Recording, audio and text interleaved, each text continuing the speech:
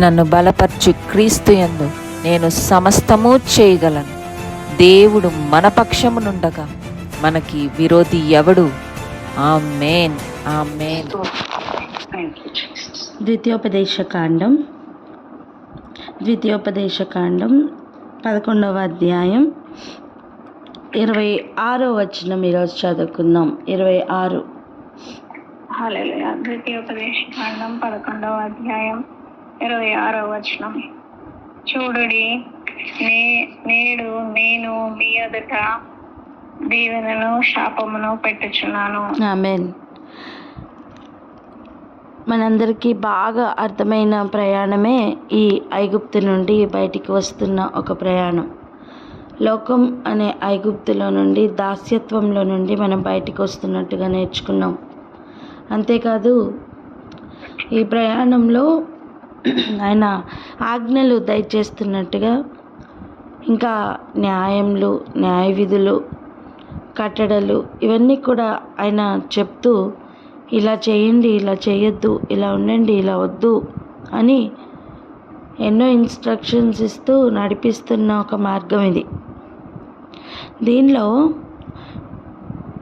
పాతగా ఉన్న జీవితంలో మీ కాళ్ళతో మీరు మడి కట్టుకుంటూ మట్టితో, జిగట మట్టితో ఎంతో కష్టపడి ఉపరితలం మీద ఉన్న ఆ నైలు నది నీళ్లను మీ పొలంలోకి మళ్లించుకుంటూ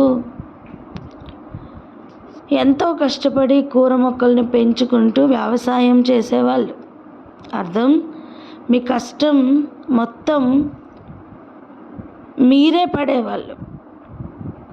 మీ పొలం పండాలి అంటే మీ ఆలోచన, మీ తలంపు అన్నీ అన్నట్లుగా ఉండేవి. కానీ ఇప్పుడు పరిస్థితి మారింది. ఇప్పుడు మీరు ఆజ్ఞల మార్గంలోనికి ఎంటర్ అయ్యారు. ఆయన చెప్పింది, ఆయన చెప్పినది చేస్తే చాలు. అటువంటి ఒక ఏరియాలోకి ఎంటర్ అయిపోయాం. కానీ ఇక్కడ జరుగుతున్న విషయం, ఇంతకుముందు కాళ్ళతో పనిచేసినట్టు మడి కట్టుకొని, ఇప్పుడు ఎక్కడ నత్తి దొరుకుతుందా, దానిని మళ్ళిద్దాం, మన పొలంలోకి మళ్ళించుకోవాలి అన్న బాధ లేదు. ఎందుకంటే దేవుడు ఆకాశంను తెరచి ఆకాశంలో ఉన్న వర్ష జలమును డైరెక్ట్గా ఇస్తానని చెప్పారు. అంతేకాదు, ఆయనే వ్యవసాయకుడు. ఇంకా కాలములను బట్టి, ఆయా కాలములను బట్టి మంచి వ్యవసాయకుడు కనుక ఆయనే తొలకరి వర్షం, కడవరి వర్షంలు ఇచ్చి ధాన్యము, ద్రాక్షరసము, తేనె, ధాన్యము, ద్రాక్షరసము, నూనెయు ఇస్తానని చెప్పారు. కూర్చుకోమని చెప్పారు. కూర మొక్కల్లో నుంచి వచ్చేది వేరు, కానీ ధాన్యము, ద్రాక్షరసము, నూనె లెక్క వేరు. ఏదేమైనప్పటికీ కూడా ఇలా ఉన్న ప్రయాణంలో ఆయన చాలా ఇన్స్ట్రక్షన్స్ ఇచ్చి ఇప్పుడు ఫైనల్లీ చెప్తున్న ఒక మాట ఏంటంటే, ఇదిగో నేడు, చూడండి, ఈరోజు నేను మీ ఎదుట దీవెనను శాపమును పెట్టుచున్నాను. ఇంత క్లియర్ మార్గం చూపించి బానిసత్వంలో నుండి బయటికి లాగి ఆజ్ఞల మార్గం చూపించి ఒక సుదీర్ఘమైన ప్రయాణం ఉందని చెప్పి, గమ్యం ఎంత శ్రేష్టమైనదో చెప్పి, నేను తోడుంటానని వాగ్దానం ఇచ్చి, ఇప్పుడు ఆయన చెప్తున్న మాట, మీ ఎదురుగుండా నేను దీవెనను శాపమును పెట్టుచున్నాను. 2 మార్గాలు పెడుతున్నా. నువ్వు ఏది ఎన్నుకుంటావో నీ ఇష్టం. Free will. చెప్పండి, ఏంటిది? Free will. గుర్తుందా? ఏదైనా వనంలో తోట చెట్లన్నిటి మధ్యలో మంచి చెట్లు ఇచ్చిన వృక్షం ఉంది, జీవవృక్షం ఉంది. రెండు ఉన్నాయి. మంచి చెట్ల వృక్షం ఫలం తింటే నిశ్చయముగా మరణం అవుతావు అన్నారు. అంటే మరణం నాకు కారణమయ్యే చెట్టు అక్కడ ఉంది. నేనంటే నా చెట్టులో ఏం లేదు కానీ ఆజ్ఞలో ఉంది అంట.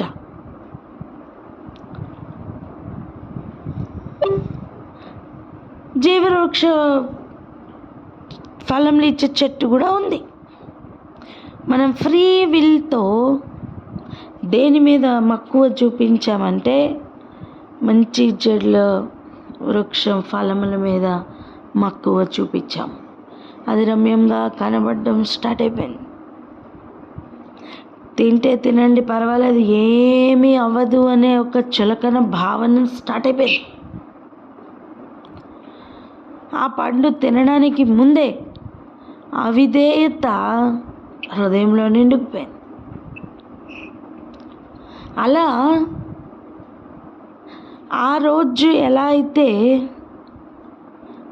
జీవము మరణము ఎదురుగుండా పెట్టారో, ఈరోజు కూడా ప్రభు ఇస్తున్న మాట, దీవెనను శాపమును నీ ఎదుట ఉంచాను.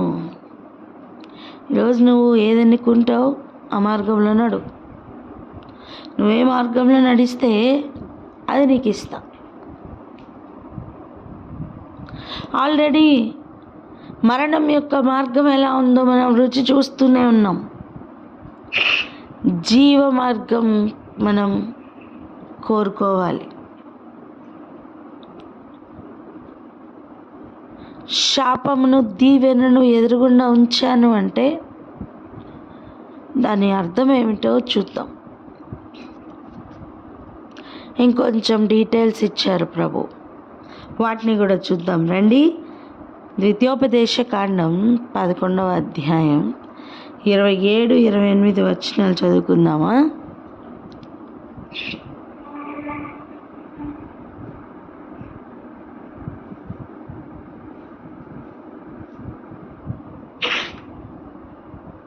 ద్వితీయోపదేశ కాండము 11వ అధ్యాయము 27-28 వచనములు.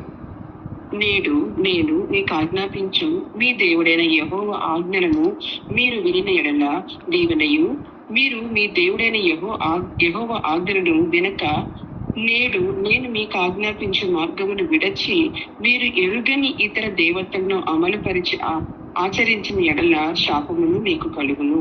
అనుసరించిన ఎడల మీకు శాపము కలుగును. రెండు మార్గాలు. ఒకటి దీవెన మార్గం, 2 శాప మార్గం, శపించబడిన మార్గం. దీవెన మార్గం, దీవెన కావాలి అంటే ఏం చేయాలి? శాపం కావాలంటే ఏం చేయాలి? చాలా క్లియర్గా ప్రభు చెప్తున్నారు. నేడు నేను మీకు ఆజ్ఞాపించు మీ దేవుడైన యెహోవా ఆజ్ఞలను మీరు వినిన ఎడల దీవెన. ఆజ్ఞను వినిన ఎడల దీవెనండి. వినకపోతే శాపం. ఫ్రీ విల్తో ఏది అనుకుంటావు నీ ఇష్టం. పలకండి మాట, ఫ్రీ విల్తో ఏది అనుకుంటామో మన ఇష్టం అని. ఏది అనుకుంటామో అది మన ఇష్టం.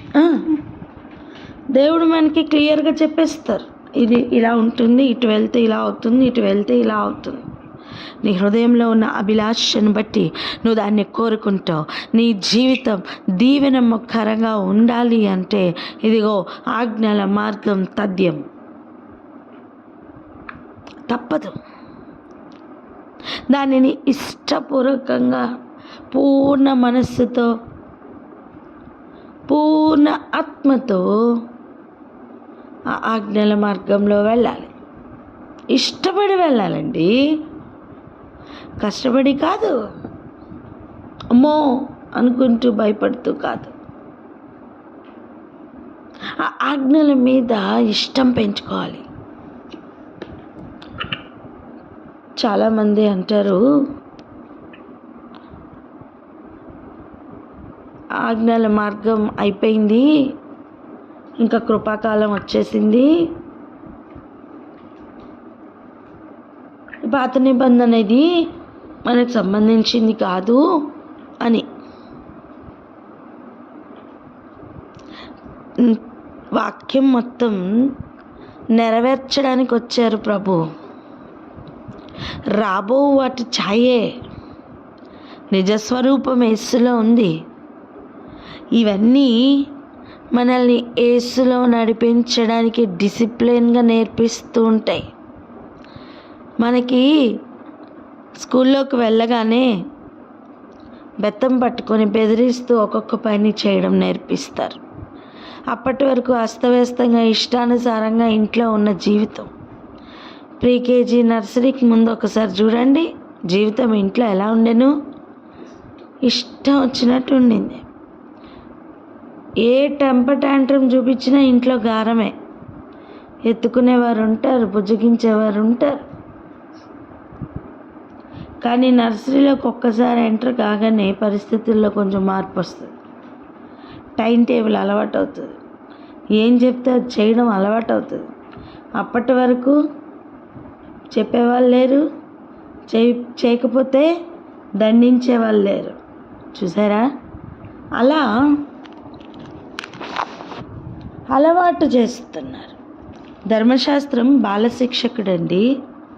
అంటే బెత్తం పట్టుకొని నేర్పిస్తున్న ఒక అనుభవం ఎలా ఉండేనో అటువంటి అనుభవం. కానీ కృపాకాలం లేదా యేసుప్రభు వచ్చిన తర్వాత కాలం అది కాదు. అలా బెత్తం పట్టుకొని బెదిరించి భయపెట్టి చేపించే పనులు కాదు. ప్రేమించమని చెప్పడం కూడా బెదిరించి చెప్పాలా అండి? నన్ను ప్రేమిస్తావా లేదా, చంపేస్తాను లేకపోతే అంటే ఆ ప్రేమ అసలు ప్రేమేనా చెప్పండి? ఇదిగో నరకానికి భయపడి యేసయ్య దగ్గరికి రావద్దు. నరకానికి భయపడి జీవనంలో బ్రతకడానికి ప్రయత్నం చేయొద్దు. యేసయ్యని నిజంగా ప్రేమించి ఆయన ఆజ్ఞలను పాటిస్తూ ఆయన మార్గంలో వెళ్దాం. అప్పుడు దొరికేది దీవెనండి, దీవెన. హల్లెలూయా. ఇది బయట జరుగుతున్న క్రియ కాదు, మన హృదయం లోపల ఉండే ఆశను అభిలాషను వెతుకుతూ దానిని ఘనపరుస్తున్న దేవుడు. సత్యమును బట్టి ఆశ ఉందా, సత్యం కొరకు ఆశ ఉందా, ఆజ్ఞల మార్గంలో నడవాలి అనే ఆశ ఉందా లేదా అని హృదయపు లోతుల్లోనికి వెళ్ళి పరిశీలిస్తున్న దేవుడు ఒకరున్నారు సుమా. లోపల తిట్టుకుంటూ ఎప్పుడు చూసినా దేవుడు ఇలాంటి కఠినమైన మాటలు చెప్తారు. ఇది ఎంత కష్టమో తెలుసా, అది ఇదని సణుక్కుంటూ గొనుక్కుంటూ బయటికి మాత్రం మంచిగా నవ్వుతూ మంచి స్మైల్ ఇస్తూ కదులుతున్నావా? జాగ్రత్త నానా, అది ఇంకా భయంకరం, వేషధారణలోకి వెళ్ళిపోతుంది సుమా. ఇక్కడ క్లియర్గా చెప్తున్నమాట, ఈరోజు నేడు అను ఈరోజు అంటే ఈరోజే మనందరి ఎదురుగుండా ఆ రోజు ఇశ్రాయేలీలకి చెప్పారు నాన్న, కానీ ఈరోజు ఒకసారి ఆలోచించండి. ఇది ఎటువంటిదో తెలుసా? ఒక చిన్న ఎగ్జాంపుల్ వినండి. మమ్మీ మంచి కర్రీ, అన్నం అన్నీ చాలా ఇష్టమైన పదార్థాలతో చాలా ఇష్టమైన రెసిపీ మార్నింగ్ వండారు. ఇప్పుడు 6 o'clock వండారు. చెప్పండి ఎన్ని గంటలకు వండారు? 6 o'clockకి వంట చేశారు. ఓకేనా? 10 o'clockకి దాన్ని వడ్డించారు. అప్పటికి నువ్వు రాలా. చెప్పండి, అప్పటికి నువ్వు రాలేదండి. అప్పటికి మనం ఎవరు రాలా. మనం మధ్యాహ్నం 2 గంటలు లేకపోతే 2:30 ఆ టైంకి ఎంటర్ అయ్యాం. ఇప్పుడు మళ్ళీ అదే అన్నం పెడుతున్నారు. అంటే ఉదయం చేసిన మంచి రెసిపీ, చాలా శ్రేష్టమైన రెసిపీ పెడుతున్నారు. నువ్వు తింటావా లేదా? తింటావా లేదా? నిజం చెప్పండి, తింటావా లేదా? ఒకవేళ మనకు ఉంచకపోతే ఏమని అడుగుతాం మమ్మీని? నా వాటా ఏది, నాకెందుకు పెట్టలేదు అంటే నేను గుర్తులేనా? నా వాటా ఏది అంటామా లేదా? ఎగ్జాక్ట్గా అలాగనే ఐగుప్తులో నుంచి బయటికి తీసుకుని వచ్చేటప్పుడు దేవుడు కూడా ఆజ్ఞలు వారికి ఆ రోజు ఇచ్చారండి. 10 గంటలకి తినిన సమయం ఎలా ఉండేనో ఇశ్రాయేలీలు అలా ఆ మొదటి భోజనం తిన్నారు. సిద్ధపరిచిన ఆహారంలో మొదటిగా వారు తిన్నారు, అంతే. ఇప్పుడు మన కాలంలో మనం వచ్చాం కదా, ఇప్పుడు మనం తినాలా వద్దా? మన వాటా మిగిలి ఉందా లేదా? హల్లెలూయా. అలా ఈ పాటించద్దు అంటున్న భయంకరమైన ఆలోచన ఏదైనా నడుస్తుందా? అన్నం పెట్టినా సరే తినని ఒక అనుభవంలోకి వెళ్తున్నట్టే లెక్క. ఇంతకు ముందు చేస్తున్నప్పుడు, తింటున్నప్పుడు సనుక్కుంటూ తిట్టుకుంటూ తినిన అనుభవం ఇప్పుడు 10 గంటలకి సరిగ్గా ఆకలేస్తుందా చెప్పండి?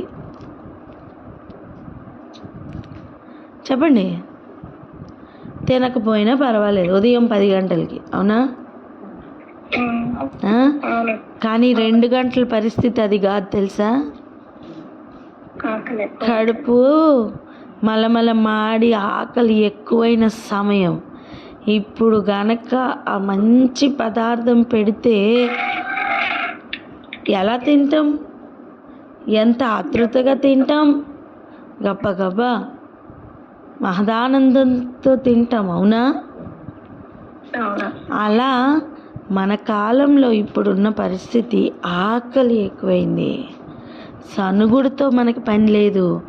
ప్రేమించుకుంటూ ఆయన ఇచ్చిన ఆజ్ఞలు థ్యాంక్ యూ లార్డ్ అని చెప్పుకుంటూ కృతజ్ఞతాస్తుతులతో ఆయన చెప్పిన మాటలు ఫాలో అవ్వగలిగితే ఎంతో మంచిది.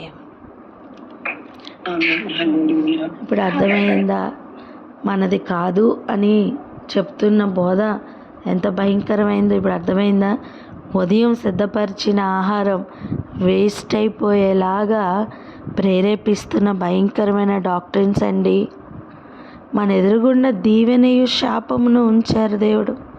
నేను ఏమంటున్నానంటే, అప్పుడు పెట్టినప్పుడు బాలశిక్షకుడు వలె బెత్తం పట్టుకొని చేస్తావా చెయ్యవా అని బెదిరించిన కాలం.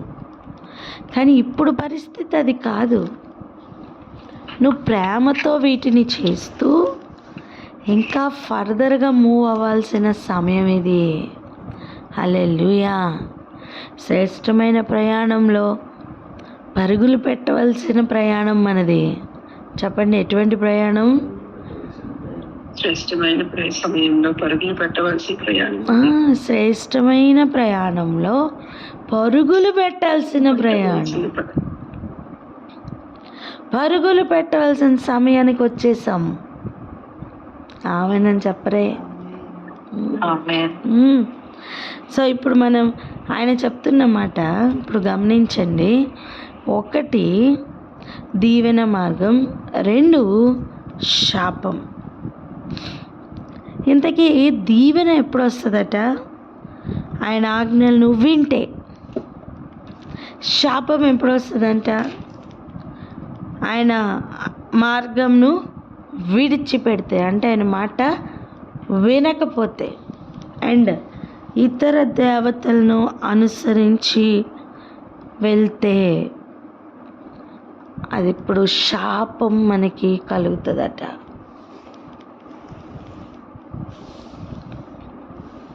ఇక్కడ కొంచెం ఆలోచిద్దాం. ఇక్కడ ఆగుదాం, ఇక్కడ కొంచెం ఆలోచిద్దాం. దేవుని ఆజ్ఞలు వినడం అంత కష్టమా? దీవెనలో నిలబడడం, దీవెనను సంపాదించుకోవడం అంత కష్టంగా ఉందా? ఎందుకు ఆయన మాట వినడం అంత కష్టంగా అనిపిస్తుంది? ఒక్కటే కారణం, మన ఇష్టాన్ని దాటలేకపోతున్నాం. మన ఇష్టాన్ని దాటితే ఆయన మాట మనం వినగలం. ఆయన మాట వినకపోతే మనం గ్రహించలేం. మనం గ్రహించలేకపోతే ఎటు పడితే అటు వెళ్ళిన జీవితం వల్లే మన జీవితం మారిపోతుంది. ఇక్కడ ఆగి ప్రార్థన చేసుకుందాం ఒకసారి. ఎవరైనా ప్రార్థన అందుకోండి. హల్లెలూయా. స్తోత్రము రాజా, స్తోత్రము తండ్రి. మహోన్నతుడా మీకు వందనాలు, స్తోత్రములు చెల్లించుకుంటున్నామయ్యా. ఇదిగో తండ్రి, దీవెన మార్గము శాప మార్గము మా ఎదుట పెట్టి ఉండగా, ఇదిగో తండ్రి ఫ్రీ విల్ తో ప్రభువా యేసయ్య ఎన్నుకొని ఒక తండ్రి నాయన యేసయ్య ప్రభువా నేను ఒక ప్రయాణంలో మమ్మల్ని పెట్టి ఉండగా, ఇదిగో తండ్రి నాయన నీ ఆజ్ఞలు విని వాటిని పాటించిన దీవెనలు అయ్యా, నీ ఆజ్ఞలు వినకుండా వాటిని పెడచెవిన పెట్టి అయ్యా ప్రభువా దేవతల వెంట పరిగెడితే నాయన శాపములు మీరు పలికి ఉన్నారు తండ్రి. ఇదిగో ప్రభువా ఆనాడు పెట్టిన ఆ యొక్క తండ్రి నాయన ఆజ్ఞలు, కట్టడలు, విధులు అయ్యా ప్రభువా మొదటగా పాటించిన వారు ఇశ్రాయేలు తండ్రి. మరి కృపా కాలంలో తండ్రి యేసయ్య మీ కాలంలో తండ్రి అయ్యా ప్రభు ఇదిగో కడవరి కాలంలో ఉన్న మాకు తండ్రి మేము ఇంతను వడివడిగా తండ్రి నాయన యేసయ్య ప్రభువా అయ్యా తండ్రి నేను వాటిని పాటించుటకు వినుటకు తండ్రి ఇదిగో తండ్రి బూర ఊదుతున్న సమయము తండ్రి ఆసన్నమైనదని ప్రభువా యేసయ్య ప్రతి ఆజ్ఞను తండ్రి నాయన యేసయ్య శ్రద్ధగా విని ఆజ్ఞను పాటించుటకు తండ్రి నాయన మా ఇష్టములను దాటి ప్రభువా యేసయ్య అవును తండ్రి నాయన నువ్వు వద్దు అన్న వాటి మీద మేము ఇష్టంగా కలిగి ఉన్నామా ఆ ఇష్టాలను దాటి నాయన ఆ ఇష్టములంతటి ప్రక్కన పెట్టి ప్రభువా యేసయ్య పూర్తిగా తండ్రి మా హృదయములో మా తలంపులు మా ఆలోచనలు తీసివేసుకొని తండ్రి నాయన అయ్యా ప్రభువా ఆజ్ఞను మించిన ఆ యొక్క ఇష్టాలు అంతటిని కొట్టివేసుకొని ప్రభువా యేసయ్య ఆజ్ఞను పాటించే వారముగా దీవెనలు పొందుకున్న వారముగా తండ్రి ఉండి శ్రేష్టమైన జనాంగముగా మమ్మల్ని ఆశీర్వదించమని ప్రార్థిస్తున్నాము తండ్రి. అవునయ్యా తండ్రి మా హృదయ అభీష్టము కాకుండా తండ్రి నాయన యేసయ్య నీ ఆజ్ఞలను నీ మాటను వినే కృపను తండ్రి నాయన దయచేయమని అట్టి విధేయతను అటు చెవియొగ్గి నాయన ప్రభువా యేసయ్య పాటించే క్రమమును మాకు దయచేయమని యేసయ్య అతి పరిశుద్ధ నామమున ప్రార్థించి వేడుకొని పొంది ఉన్నాం తండ్రి. ఆమేన్. ఆమేన్. ఆమేన్. ఇప్పుడు మనం పాత నిబంధనకి కొత్త నిబంధనకి తేడా చెప్పుకునే స్థితిలో ప్రస్తుతం ఆ సమయంలో లేం కనుక మనం మూవ్ ఆన్ అవుదాము. దేనికంటే ఇప్పుడు మనం దీవెన సంపాదించుకుంటామా శాపం సంపాదించుకుంటామా అని ఈరోజు చూద్దాం. చూడండి, మనకి 2 మార్గాలు దేవుడు మన ఎదురుగుండానే పెట్టారు. మనం వింటే దీవెనట, వినకపోతే శాపమట. వింటే దీవెన, వినకపోతే శాపం.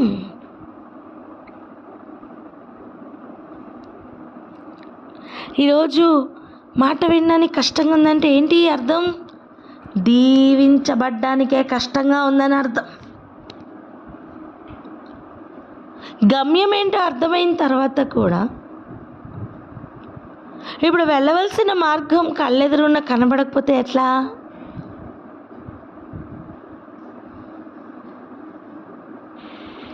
అంత కష్టంగా అనిపిస్తే ఎలా?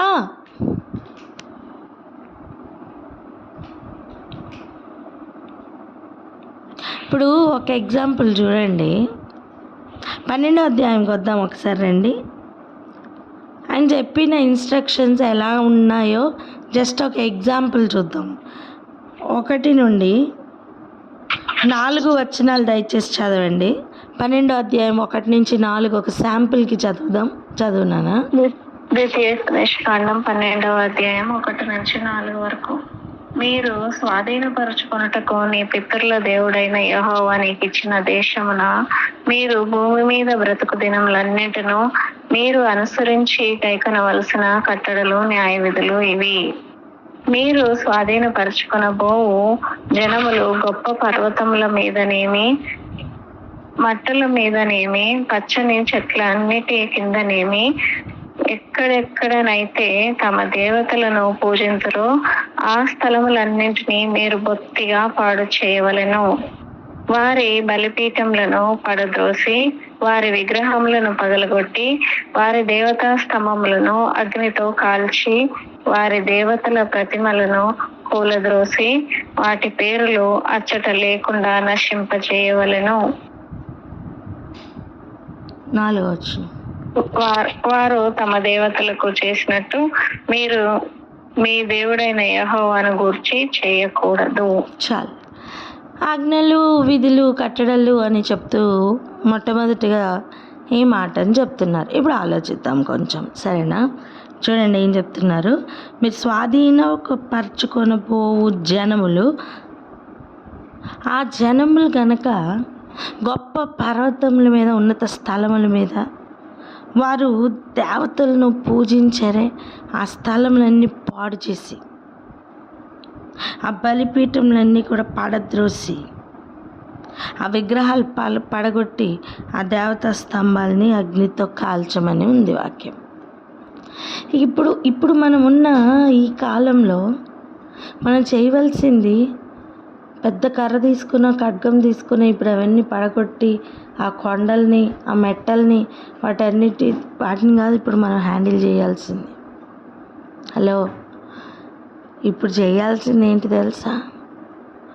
మనం స్వాధీనపరచుకుంటున్న ఒక్కొక్క దేశం, ఒక్కొక్క జనం, ఒక్కొక్క వ్యక్తి హృదయం లోపల ఎంత ఉన్నతమైన స్థానంలో దేవుడు కాకుండా ఇతరవి ఉన్నాయో, ఇతర దేవతలు కావచ్చు, ధనాపేక్ష కావచ్చు, కామాపేక్ష కావచ్చు, దుష్కామ ప్రవర్తన కావచ్చు, ఏదేదైతే గూడు కట్టుకొని దేవుడి కంటే బలముగా వారి జీవితంలో శాసిస్తూ ఉందో, అది కడుపు కావచ్చు, అది ఆకలి కావచ్చు, అది ఇంకేదైనా కావచ్చు, నీ దేవుని కంటే, దేవుని స్థానమును తీసుకున్న దేన్నైనా సరే హృదయం లోపల నుంచి దాన్ని బయటికి పారవేయనట్లుగా హృదయంలో వేసిన సింహాసనాన్ని పగలగొట్టాలా? ఆమేన్. ఇదేంటి? ఇది ఎలా సాధ్యమవుతుంది? ఒక్కటే, వాక్యం సూటిగా హృదయంలో లోపలికి చొచ్చుకొని వెళ్ళిపోయినప్పుడు, అది అక్కడ క్రియ చేయడం స్టార్ట్ అయితే, ఇదిగో వాక్యం ఒక ఖడ్గమే, హృదయం లోపల చేయవలసిన కార్యాలన్నీ ఆ వాక్యం చేసేస్తుంది. అయితే వారి ఎదుట నీ దేవుణ్ణి పట్టుకొని నువ్వు వెళ్తున్న ప్రవర్తన ముఖ్యం. ఎందుకు తెలుసా? 4వ వచనం ఒకసారి మళ్ళీ చదవండి. చదవండి. వారు 12వ అధ్యాయం 4వ వచనం. వారు దేవాస్తోత్రం తమ దేవతలకు చేసినట్టు మీరు మీ దేవుడైన యెహోవాను గురించి చేయకూడదు. ఈ ఇన్స్ట్రక్షన్ ఒకసారి జాగ్రత్తగా విందాం, పరిశీలిద్దాం. వారు తమ దేవతలకి చేసినట్టుగా మీ దేవుడైన యెహోవాకి మీరు చేయాలా, చేయొద్దా? చేయకూడదు. డైరెక్ట్ అండి. ఇప్పుడు వారి దేవతలకి కొబ్బరికాయలు పగలు కొట్టారు, నువ్వు చేస్తావా, చేయకూడదా? చేయకూడదు. వాళ్ళు తిరణాలు చేసుకుంటున్నారు, నువ్వు చెయ్యాలా, చేయకూడదా? చేయకూడదు. వారి దేవతల పేర్లు చెప్పుకొని నైవేద్యాలు చేస్తున్నారు, నువ్వు నీ దేవునికి ఆ నైవేద్యాలు చేయకూడదు.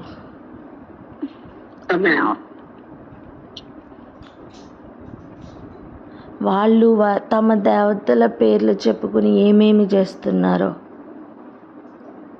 అవన్నీ నీ దేవునికి నువ్వు చేయకూడదు. క్లియర్ కట్ ఇన్స్ట్రక్షన్ అండి ఇది.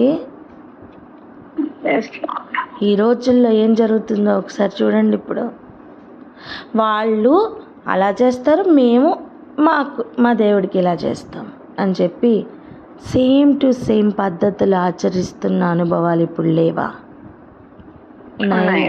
ఉన్నాయి. ఎక్కడ చూసినా అవే చలామణిలో ఉన్నాయి. వారు పండగ తమ దేవతల పేరు చెప్పుకొని ఎలా చేస్తున్నారో ఎగ్జాక్ట్గా అలాగనే యెహోవా పేరు చెప్పుకొని లేదా యేసయ్య పేరు చెప్పుకొని ఇప్పుడు మనం చేస్తున్నామంటే ఎగ్జాక్ట్గా ఈ మాటను మనం రివర్స్లో పాటిస్తున్నాం కదా. వారు తమ దేవతలకి చేసినట్టు మీరు మీ దేవునికి చెయ్యకూడదు. ఇదొక న్యాయవిధి, ఇదొక కట్టడండి. ఈరోజు నువ్వు వాక్యం చదవకుండా నిన్ను ఎందుకు తెలుసా అంత బిజీ చేస్తున్నది పరిస్థితులు. ఈ సమయం దాటిపోతే, నీకు ఈ జ్ఞానం లేకపోతే నువ్వు నశించిపోతావని వాడి ప్లాన్. కానీ దేవుడు వాటిని దాటి అందరూ నిద్రపోతున్నా సరే, అందరూ బిజీగా ఉన్నా సరే, నిన్ను ప్రత్యేకపరచి ఆయన వీధులను నీ చెవుల్లో పెడుతున్నారంటే కారణం ఏంటో తెలుసా? ఆయనకు నీ మీద ఉన్న ప్రేమ. హల్లెలూయా. ఒక్కసారి కృతజ్ఞతాస్తుతులతో ఈ మాటలు మనం జాగ్రత్తగా చేసుకొని, అమ్మో ఇది దాచబడిన ధనమని చాలా కేర్ఫుల్గా కనుక చూడగలిగితే, పరిశీలించగలిగితే, ఆయన చెప్పిన ఉన్నతమైన స్థలాలు బయట కనిపిస్తున్న కొండలు కాదు, గుట్టలు కాదు, హృదయం లోపల గూడు కట్టుకున్న ఉన్నత స్థలాలు. ఆయనకు కావాల్సింది మన హృదయం, ఆయనకు కావాల్సింది మన మనస్సు. నువ్వు ఇతర దేవతలకి వాళ్ళు ఏమేమి చేస్తున్నారో జాగ్రత్తగా చూసి సేమ్ టు సేమ్ చేయడానికి ప్రయత్నించిన ప్రతి ప్రయత్నమును బట్టి ఈరోజు ఆయన సన్నిధిలో క్షమాపణ అడుగుదాం. కానీ వారు చేసిన రీతిగా నువ్వు చెయ్యొద్దు నానా. సేమ్ టు సేమ్ చేసి ఏదో ఒక్క చిన్న మెలిక మాత్రం మార్చి ఇది ఇలాగే అని చెప్పి ఆచారంగా పెట్టేసి, అమ్మో ఎంత డేంజర్ జోనో అర్థమవుతుందా? ఐగుప్తుల నుంచి బయటికి వచ్చినా సరే దూడను చేసుకొని ఇదే బయటికి రప్పించిన యెహోవా అని చెప్పుకున్నట్టుగా ఆయన వద్దు అని చెప్పిన ప్రతి కార్యము చేసి ఇది యేసయ్య కోసం అని చెప్పుకొని తిరుగుతున్న భయంకరమైన తంత్రం ఉందే. ఇవి చదవకపోతే మరి ఇవన్నీ ఎలా అర్థమవుతాయి? దేవుడు ఏం కోరుకున్నారో ఎలా అర్థమవుతుంది నానా? వాక్యం చదవద్దు. వాక్యం చదవద్దా? ఈ మధ్యన కొంతమందిని చూస్తున్నా, కొంతమంది మాతో మాట్లాడుతున్నప్పుడు, అమ్మ వాక్యం చదువుకుందామంటే మరి నాతో నేను మాట ఏంటో తెలుసా? వాక్యం మేము చదవం.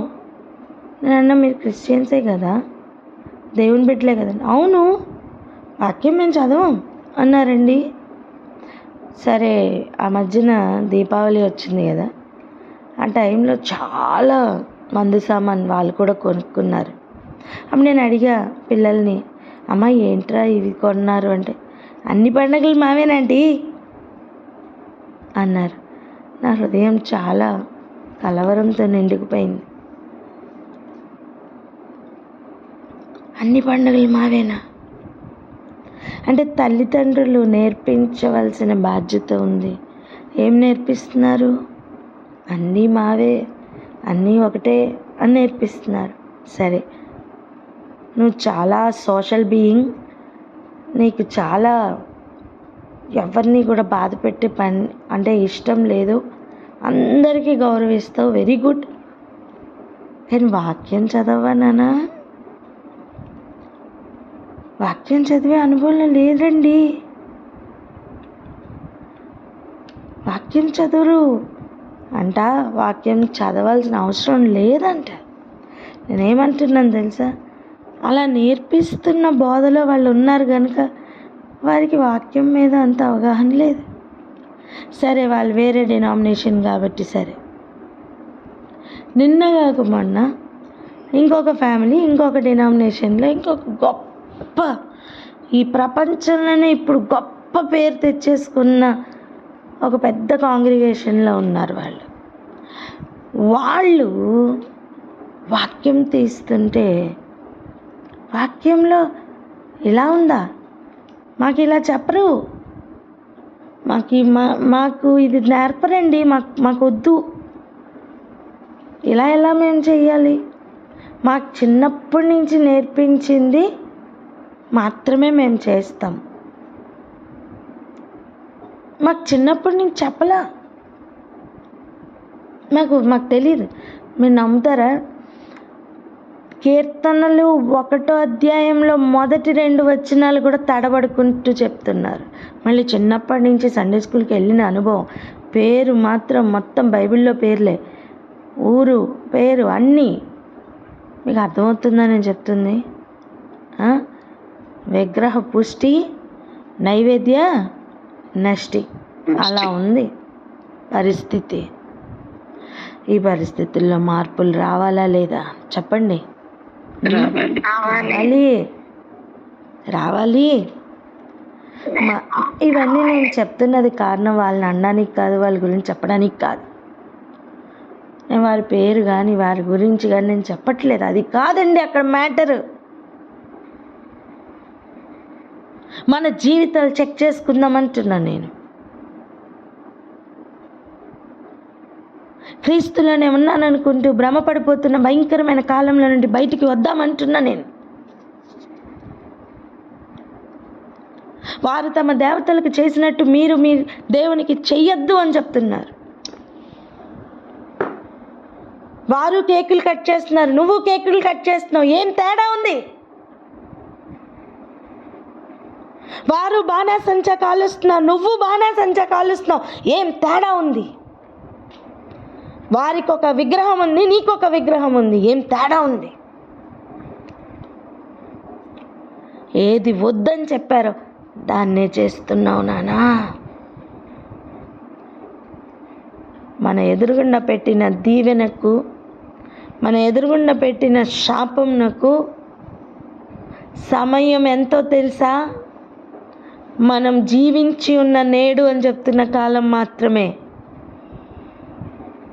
ఏ క్షణం మనం ఈ భూమిని విడిచిపెట్టి వెళ్ళిపోతామో తెలీదు. ఈ ఉన్న సమయం వ్యర్థంగా పోవడానికి, టైంపాస్ చేయడానికి ప్రేరేపిస్తున్నా ఈ భయంకరమైన పీరియడ్ ఒకసారి ఆలోచిద్దాం.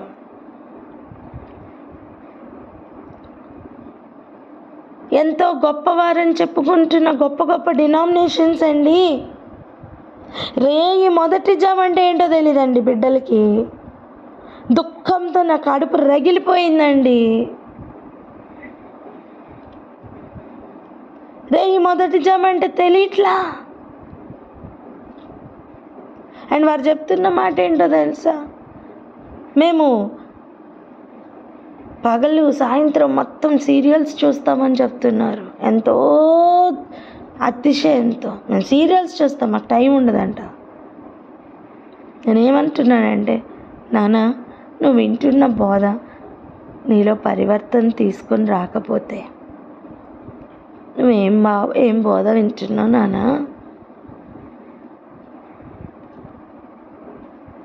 పర్వాలేదులే అని చెప్పి కాంప్రమైజ్ అయిపోతున్నా జీవితాల్లో బ్రతకడానికి నువ్వు లేవు నాన్న.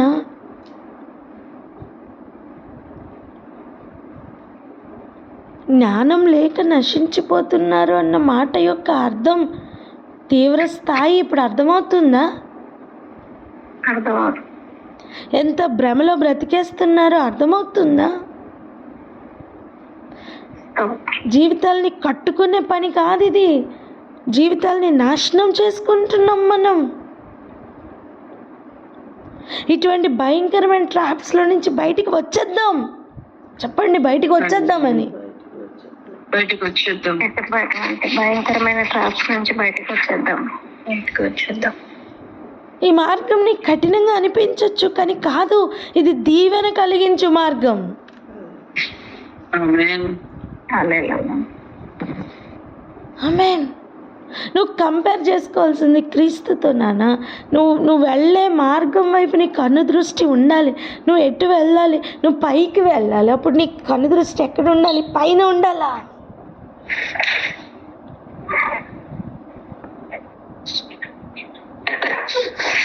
భూమి మీద ఆశీర్వాదంను పైనుంచి తెచ్చుకోవడానికి ప్రయత్నం చేసి జీవితం అంతా కష్టపడి అలసిపోతున్నావు.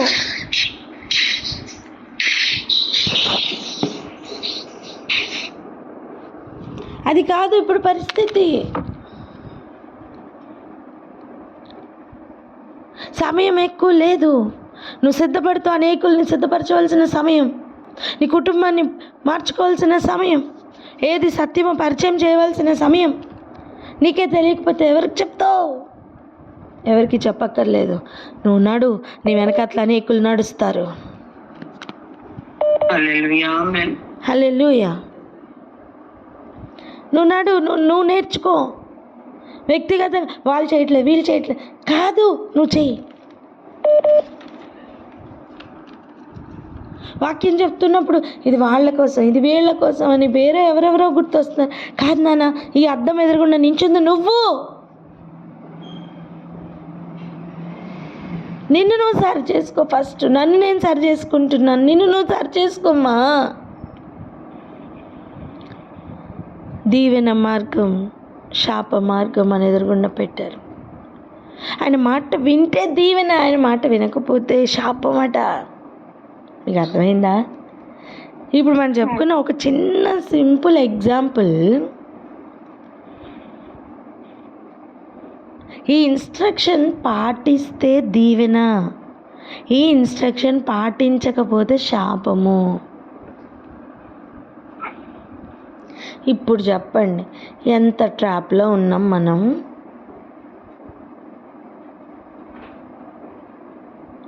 ఎంత ట్రాప్లో ఉన్నాం ప్రస్తుతం ఉన్న జనాంగం? చెప్పండి. ఇందులో నుంచి మనం బయటికి రావాలి. ఇవి నేర్చుకుంటే మనకి ఇప్పుడు జరుగుతున్న దోషకార్యాలన్నీ బట్టబయలైపోతాయి. అది ప్రాబ్లం. మీకు అర్థమైందా? ఎందుకు ఈ భయంకరమైన డాక్టరీన్స్ ఎలా పరిపాలిస్తున్నాయి? కారణం ఏంటి తెలుసా? నువ్వు నేర్చుకుంటావు నాన్న, నువ్వు అర్థం చేసేసుకుంటావు, నువ్వు తెలుసుకుంటావు. అప్పుడు ఏమవుతుంది? నీ అవివేక హృదయం కొట్టుకుపోయి వివేకంతో నింపబడుతుంది. వాక్యం అర్థమైపోతుంది. అప్పుడు అబద్ధం చలామణి అవడానికి సాధ్యపడదు. లైట్ రాగానే ఏమవుతుందండి?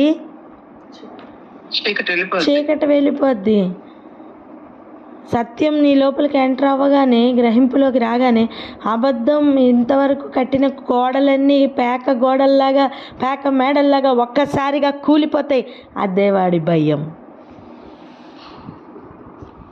అందుకే నీకు చుట్టూ ఇన్ని భ్రమలు పెట్టి, భ్రమపరుస్తూ, ఇంత బిజీ పెట్టి, నువ్వు చాలా బిజీ బీలాగా పనిచేస్తూ ప్రయోజనం లేకుండా నువ్వు పెట్టిన తేన్ని నువ్వే తినలేని ఒక స్థితిలోనికి తీసుకుని వెళ్ళిపోతున్నాడు ఈ కాలంలో ఉన్న అబద్ధికుడు. వాటన్నిటినీ ఛేదించి, వాటన్నిటినీ కూడా పక్కకి పెట్టి నీ దీవెనను నువ్వు సంపాదించుకో. దీవెన ఎలా వస్తుందో తెలుసా? ఆయన మాట వింటే. ఆయన మాట వినాలి అంటే ఆయనతో సమయం గడుపు, వాక్యంతో సమయం గడుపు. ఆయన ఏం చెప్తున్నారు విను, అర్థం చేసుకో.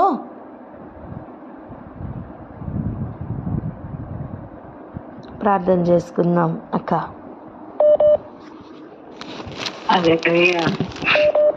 Thank you Jesus.